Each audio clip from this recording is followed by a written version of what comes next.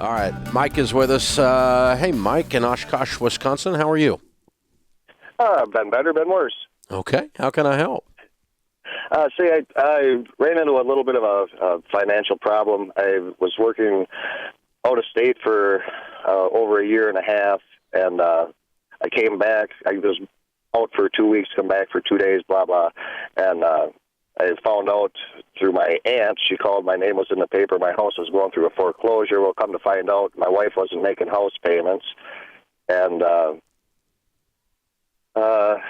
I was trying to work with Wells Fargo. They were impossible to work with for a loan modification, and I wound up selling some. I was going to take some money out of my 401k to get caught up. It was $22,000 behind. Well, I found out through my 401k that I had a zero balance, and my wife had taken everything out of my 401k.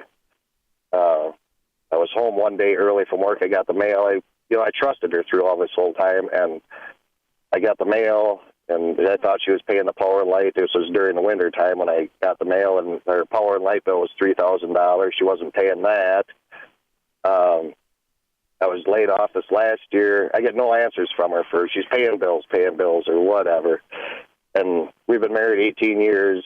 I was laid off for 3 months this last winter, got back to work, and I got called into the office for calling in my unemployment while I was at work, which I wasn't doing, and I called unemployment to see when the last transaction was made. Well, it's still ongoing, so she was, between the both of us working and her calling in my unemployment, that's $1,000 a week or better, and, I try and figure out where this $1,000 a week is going, and we have no money, and she just clams up. I told her, I got into a pretty good heated discussion with her trying to figure out what the heck is going on, and I wound up getting hauled away. I didn't go to jail. I just had to go stay at someone else's house because I was pretty upset. I didn't, do anything physical or anything like that, but I get no answers from her. I told her to get out of the house. She says she's not going anywhere. She's not a gambler or a drug addict. I have no idea.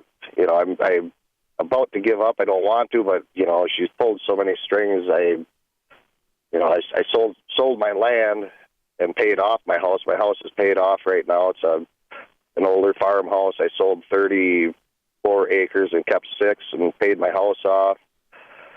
But I just can't seem to get back on my feet, and I'm up for suggestions. That's about it in a nutshell. Okay. Well, there's a lot of stuff going on here. Yeah. And I can't tell what it is in this discussion completely. I'll tell you a couple of observations I have. What would I do if I were in your shoes is my way I always try to answer the questions if I woke up in this. The first thing I want you got to figure out what the future looks like and what the steps are for that future to happen. And part of that future then is you have to figure out what part of this is your fault, because that's the only part you can control. I think you guys need to sit down with a good marriage counselor if you have any chance of putting this marriage together, keeping this marriage together. And you obviously have a horrendous, horrible methodology for handling money. Both of you suck. Is that fair? I wasn't really handling the money. I know. You abandoned your wife, and then you gripe about what she's done with the money. I think she's really screwed up, too, by the way. So I'm not taking up for her, but you got to own your part of this. You drove off into the sunset and threw money back at the house and then griped about the way it was handled. And beat, and just like it's all her fault. It's not her fault. You completely walked off and dumped it on her. So it's your job to carry part of the decision making. The fact that you have no idea what's going on in your household for 2 years is completely unacceptable, Mike, on your part. Now, is what she's done acceptable? No. Crap, man. There's no telling what's going on with this woman. I can't tell where all this money's going either. It's crazy land, right? Yeah. So you guys got to sit down and go, okay, we got to start acting like a married couple here where we actually talk about life and about the house payment. And since we've had all these problems, we're going to start just kind of doing an audit every month where both of us are involved in the decision making and both of us are involved in seeing the bills being paid, and nobody's going to apply for anything like loans or unemployment or pull money out of 401ks ever again, or this marriage does end. Yeah. Oh, am I wrong for trusting her to take care? I mean, like I said, we've been married for 18 years, and in the last... Trusting is one thing. You're not wrong for trusting her. You are wrong for abandoning her and asking her to handle it all by herself without any help or any input from you. And then you just drove off into the sunset and assumed it was done. That's just not right. So, yeah, you left too much weight on her shoulders, and it snapped. Now, I don't know what snapped means, but she's obviously done some things that are completely unacceptable. The main ones I'm concerned with are the lying that she's done around this, and because that makes it hard to trust again. Let's pretend she hadn't lied about this stuff and hadn't done weird stuff like apply for unemployment knowing that you weren't unemployed, which is kind of called fraud. If I filed fraud claim and stuff like that. Yeah, too. I mean, it's a mess. And how do you get money out of somebody's 401k without them signing up for it? She signed your dadgum name to it is what she did. That's just straight up illegal. Exactly, yeah. So that stuff is just crazy land. That's what I'm talking about on her part. But what drove her to do that? Maybe she felt like you trusted her and she couldn't handle it and the bills weren't getting paid and she knew they had to get paid some way, so she's cleaning them out and paying the bills, and she's horrible at handling money, and so the money's going out of that place like water out of a sieve. That's what it sounds like might have happened.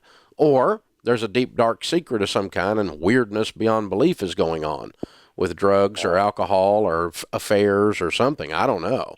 But it doesn't necessarily have to be that. So if I'm in your shoes, is how I answer this, I'm going to say, okay, I didn't do a good job of walking with my wife. I left all the weight of this on her, and she snapped.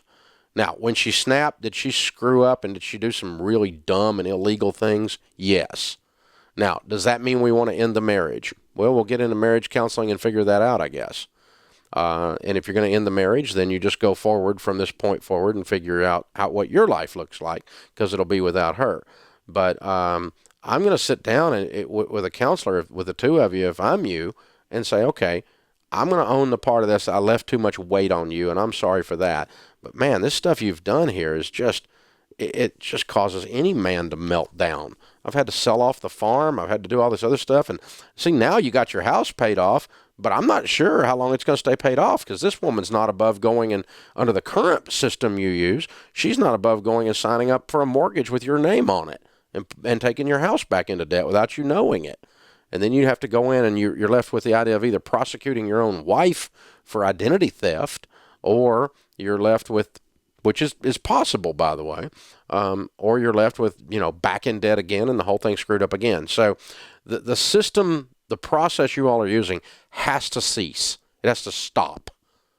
We have to put a bullet in these bad ideas. And it starts with good marriage counseling, and it starts with both of you owning up what's wrong, and her clamming up. I can't go forward with her clamming up. She's got to come out and say where the money went, say what happened, and she can do that in the safety of a marriage counselor's office. But if she refuses to talk about it and wants to continue to do the things the way they're done now, then she's saying she wants this to be over. Because the way things are going now, no sane person would stay in this deal if you think this is the way life is going to look for the next 5 years. Because you'll never get ahead with this. You guys have got to fix this broken relationship and this broken process. And if you'll go to marriage counseling, I'll put you in Financial Peace University as my guest. Hold on, and Kelly will sign you up if you guys want to go, Mike.